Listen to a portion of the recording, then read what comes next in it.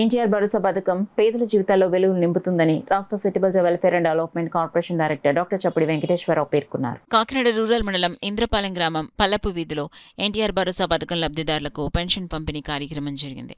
కార్యక్రమానికి పార్టీ గ్రామ కమిటీ అధ్యక్షురాలు వెంకటరమణమ్మ అధ్యక్షత వహించగా రాష్ట్ర సెటిబుల్స్ welfare development corporation director doctor Venkateswararao ముఖ్య అతిథిగా పాల్గొని లబ్ధిదారులకు పెన్షన్ను పంపిణీ చేశారు. ఈ సందర్భంగా డాక్టర్ వెంకటేశ్వరరావు మాట్లాడుతూ ప్రతి నెల 1వ తేదీన చంద్రబాబు నాయుడు పంపే పెన్షన్ కోసం వృద్ధులు వికలాంగులు ఎదురుచూస్తున్నారన్నారు.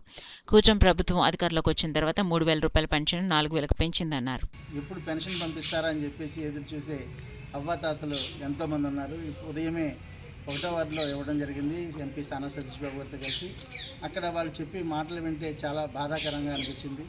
అయితే ఈ పెన్షన్లు వాళ్ళకి ఎంతగా ఉపయోగపడుతున్నాయంటే కొంతమందికి మందుల రూపంలోనూ, కొంతమందికి ఆహార రూపంలోనూ రకరకాలుగా వాళ్ళకి చాలా భరోసాగా ఉంది.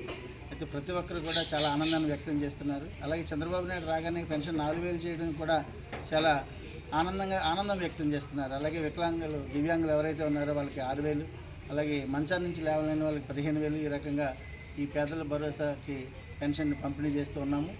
అలాగే చంద్రబాబు నాయుడు గారు ప్రతి ఒక్కరు కూడా ఆనందంగా ఉండాలని, ప్రతి ఇల్లు ఆనందంగా ఉండాలని అనేక సంస్కరణలు ప్రవేశపెట్టి అనేక పెట్టుబడులను మనకు తీసుకొచ్చి ఎంతో అభివృద్ధి బాటలో మన రాష్ట్రాన్ని ముందుకు తీసుకెళ్తున్నారు.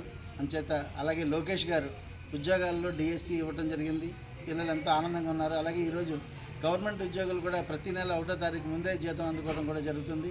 ఈ విధంగా ఏ రంగంలో చూసుకున్నా అన్ని రంగాల్లోనూ అభివృద్ధి బాటలో మన ప్రభుత్వం, కూటమి ప్రభుత్వం నడుస్తుంది. కాబట్టి ముఖ్యంగా నారా చంద్రబాబు నాయుడు గారికి, పవన్ కళ్యాణ్ గారికి, అలాగే లోకేష్ గారికి ఈ సందర్భంగా అభినందనలు తెలియజేస్తున్నాను.